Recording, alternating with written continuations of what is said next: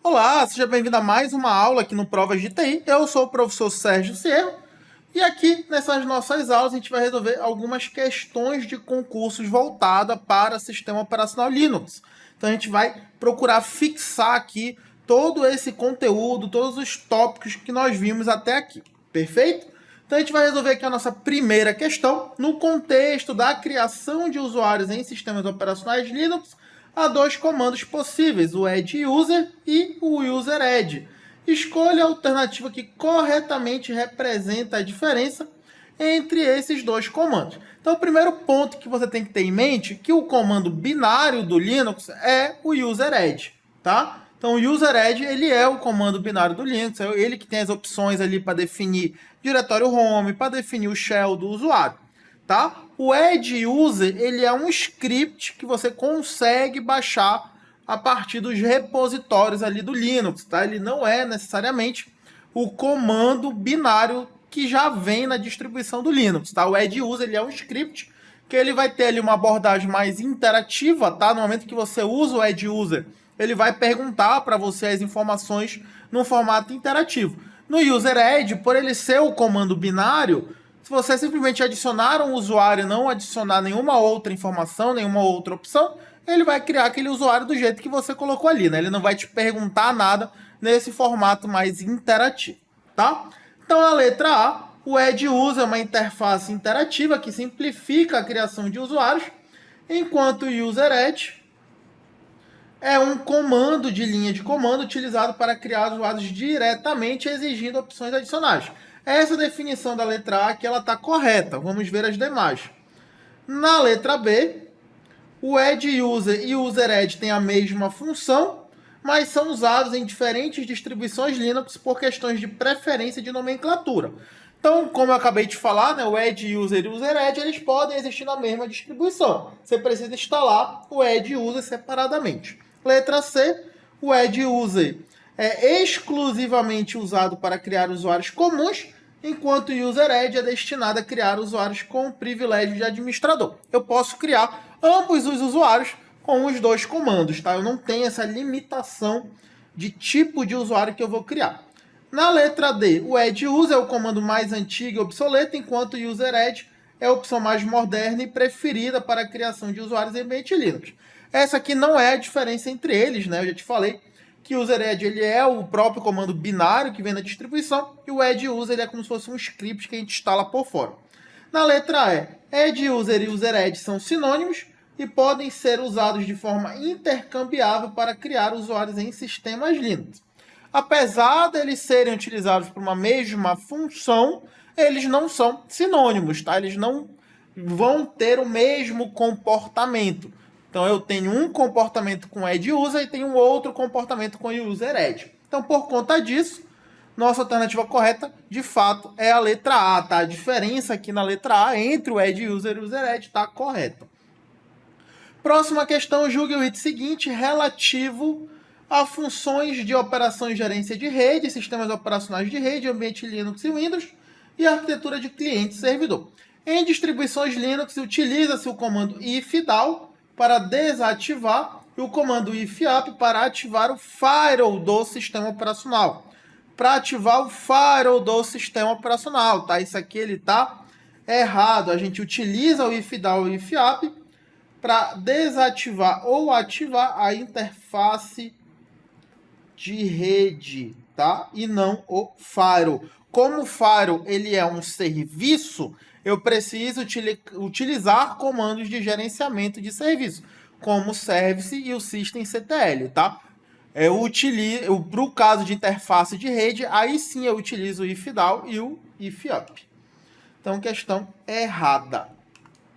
Questão 3 é um arquivo criado com o nome de script.sh para ser executado como um script a cada 30 minutos, é necessário conceder permissão de execução por meio do comando apresentado a seguir. Então, a gente está utilizando o chmod, que é um comando que ele permite fazer a modificação de permissão. O mais x significa que eu estou atribuindo permissão de execução para as três classes, para o usuário, para o grupo e para o outros, para esse arquivo. Se eu faço um mais x, eu não estou modificando as permissões atribuídas a esse arquivo. Eu estou simplesmente adicionando mais uma permissão, tá? Então, vou adicionar a permissão de execução. Se já tem a permissão de execução, isso não afeta em nada, tá? Ele vai manter a execução, a permissão de execução. Então, essa questão ela está correta, perfeito? Então, nosso gabarito certo. Próxima, no ambiente Linux, a execução de determinados comandos requer privilégio de root. Por questões de segurança, não é recomendado fazer login como root para obter um shell com privilégio de root. Uma abordagem mais segura é fazer um login com o usuário sem privilégio e executar comandos que requerem privilégios elevados, utilizando o comando. E aqui você precisa lembrar de dois comandos, o su e o sudo. O su você faz login com um novo usuário, tá? Pode ser um root ou um outro usuário que existe lá no nosso terminal. E o sudo você vai executar um comando que requer essa elevação de privilégio, tá? Então, com o sudo, você vai ter uma elevação de privilégio somente na execução daquele comando, tá? Essa elevação de privilégio, ela não se mantém durante a sessão. Melhor dizendo, ela não se mantém para a sessão inteira, né? Não é como se eu estivesse trocando de usuário por root. Não, eu vou ter por alguns momentos ali uma elevação de privilégio para executar alguns comandos. E aí, quando chegar no tempo limite, ele vai pedir novamente a senha para poder utilizar o sudo, tá? Então, no caso aqui da questão, como ele quer executar comandos que requerem privilégios elevados, a gente vai utilizar o sudo, tá? Então, o nosso gabarito, letra E, sudo. Próxima questão, João, analista de suporte de TI, está trabalhando em um ambiente Linux e precisa instalar, configurar e manipular recursos de um novo software. Ele decide usar o terminal para executar a instalação. Comando que o João deve usar para instalar o software com sucesso, utilizando o gerenciador de pacotes padrão é. E aí você precisa lembrar de alguns gerenciadores de pacote padrão que nós temos no Linux. A gente tem o apt e o dpkg para distribuições baseadas no Debian, como é o caso do Ubuntu. A gente tem o i1 e o DNF para distribuições baseadas em Red Hat, como é o caso do CentOS, tá? Então você precisa lembrar os principais gerenciadores de pacote.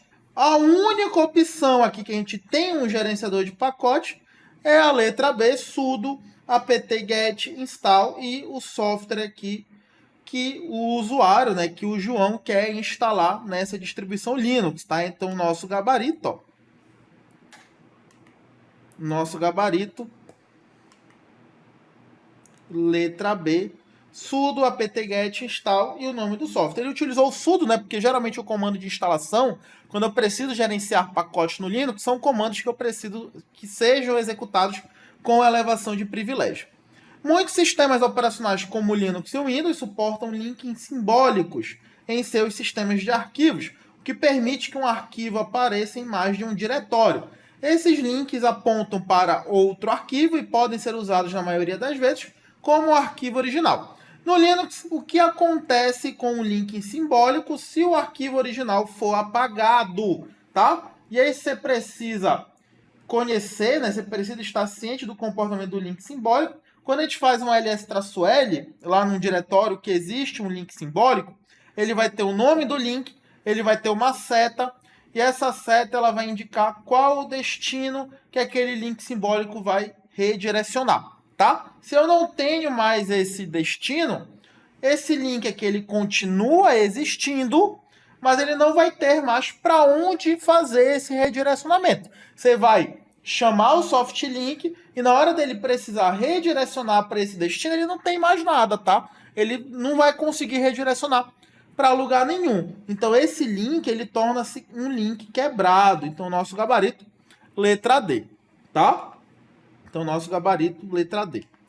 Questão 7. Com relação ao ambiente Linux, integração com o ambiente Windows, julgue o próximo item. Tem um computador com Linux instalado. Se o resultado da busca das permissões de um arquivo for, ele começa aqui com esse traço, tá? RW, ó, traço, RW, traço, RW, traço, R, traço, traço. Então, todos os usuários do computador poderão ler e escrever nesse arquivo. Se fosse todos os usuários, teriam que ser as 3 classes aqui, né?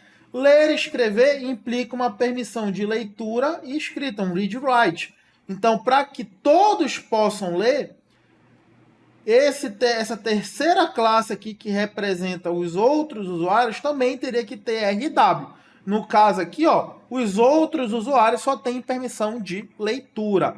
Então essa questão aqui ela está errada. Questão 8, em um sistema operacional Linux, um comando muito conhecido é o chmod 777. Se eu estou fazendo um chmod 777, significa que eu estou aplicando as 3 permissões básicas que nós temos no Linux. Permissão de leitura, permissão de escrita e permissão de execução. Esse comando é muito utilizado, pois dá permissão irrestrita sobre o arquivo. O que seria irrestrito? Eu posso ler, editar, escrever e executar esse arquivo. Altera o dono do arquivo? Não, né? Para alterar o dono do arquivo, eu utilizo o comando chon. Cria a pasta 777? Não, né? Para a gente criar a pasta, a gente utiliza o mkdir. Permite o modo apenas leitura de um arquivo? Também não, né? Ele não vai ser somente leitura, porque a gente está aplicando as 3 permissões, leitura, escrita e execução. Formata uma partição em um formato NTFS77. Aqui ele dá uma viajada, né? Quando eu preciso formatar uma partição, eu vou utilizar o MKFS, que é o de Make File System, mas esse sistema de arquivos aqui ele não existe, tá? Então, de fato, nossa alternativa correta, letra A, dá permissão irrestrita sobre o arquivo. Questão 9, no sistema operacional Linux, o comando who é utilizado para identificar o tipo de conta do usuário. Então, quando eu quero identificar o tipo de conta do usuário, eu posso olhar o prompt, né? O prompt do meu terminal, para eu conseguir identificar qual é o tipo de conta que está logado. Se vai ter $1 ou se vai ser um cerquilha, certo? Se for $1, é um usuário comum. Se for um cerquilha, é um usuário root, né, com permissões elevadas. Identificar um usuário por meio do user ID. Se eu quero consultar o user ID, eu posso utilizar o comando ID, tá? Para consultar o ID do meu usuário. Lista os processos pertencentes a um determinado usuário? Não, né? Para listar processo, a gente utiliza o PS. Mostra os usuários atualmente logados no sistema. Olha, who, quem? Então, esse who, ele procura responder a questão de quem está logado no sistema. Então, a letra D está correta. Letra E, logar com login de outro usuário diferente do atual. Para isso aqui, a gente utiliza o comando su, tá? SU. Então, o nosso gabarito, letra D, mostrar os usuários atualmente logados. Questão 10. Considerando a estrutura de diretórios padrão do sistema operacional Linux, o arquivo executável do bash está instalado no diretório. E aí você precisa lembrar que o bash ele é o nosso shell, tá? O shell principal que os usuários vão receber no momento que a gente está criando esses usuários. Quando o usuário ele faz login no nosso Linux, ele vai acessar o seu bash, tá? E o bash ele fica dentro do /bin/bash, fechado? Então, o meu bash, olha, ele fica dentro do /bin. Então, a nossa alternativa correta, letra A, /bin, tá? Então, nosso bash fica dentro do /bin. Próxima questão no Ubuntu. A estrutura de diretório segue o padrão do Linux Standard Basic, que, por sua vez, segue a especificação do FHS, padrão de hierarquia de sistemas de arquivos.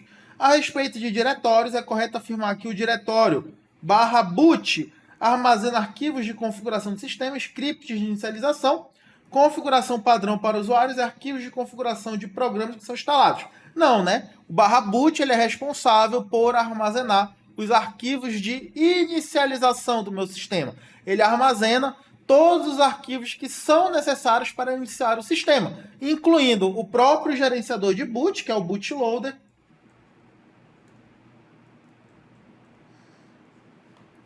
e também as imagens do kernel do Linux que vão ser carregadas. Letra B, /dev, armazena as bibliotecas e módulos do kernel que são essenciais para o funcionamento do sistema. Também não, né? O /dev ele é responsável pelos arquivos que são interfaces com os dispositivos. Então ele vai ter arquivos ali que representam dispositivos de hardware, dispositivos periféricos, tá? Então esses arquivos eles permitem que o sistema operacional, que os aplicativos, melhor dizendo, que os usuários dos aplicativos consigam interagir com o hardware a partir desses arquivos de interface. Então aqui no /dev, dispositivos, ele armazena os arquivos de gerenciamento dos dispositivos.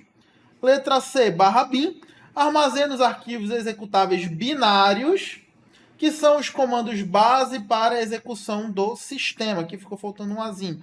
Do sistema, isso aqui está correto, tá? Dentro do /bin, a gente tem todos os binários que são utilizados para o sistema iniciar e para o usuário operar o sistema, né? Vários comandos que nós utilizamos no Linux estão dentro do /bin. Essa C aqui ela está correta. Letra D, /lib, armazena caminho dos dispositivos instalados no sistema. Não, né? Aqui ele acabou trocando, aqui é o /dev. E a definição do /lib está aqui na descrição da letra B, né? Bibliotecas e módulos do kernel que são armazenados no /lib. O diretório /etc armazena os arquivos de inicialização do sistema, dentre os quais está o gerenciador de boot e de sistema. Aqui também houve uma troca, né? Aqui é o /boot. E na definição aqui do /boot, os arquivos de configuração de sistema é o que é armazenado dentro do /etc. Então, de fato, nosso gabarito letra C, tá? /bin armazena arquivos executáveis binários, que são os comandos base para a execução do sistema. Questão 12. O sistema operacional Linux ganhou muita popularidade e hoje encontra-se amplamente difundido nos servidores de grandes sistemas. Andrew é um técnico do Tribunal de Justiça e precisa saber em tempo real, no Linux, quais são os processos com maior consumo do processador e as informações sobre esses processos. Então, Andrew deve utilizar o comando. Se eu quero acompanhar em tempo real como está o consumo de processos, eu preciso utilizar o comando top. O comando top ele vai abrir, ele vai ocupar todo o meu terminal e vai apresentar em tempo real quais são os processos que mais estão consumindo recursos. Também vai trazer informações de memória, tá? Quanto tem de memória livre, memória ocupada, o tamanho da minha memória swap. Então, o comando aqui que o Andrew vai utilizar é o comando top. Perfeito? É o nosso gabarito.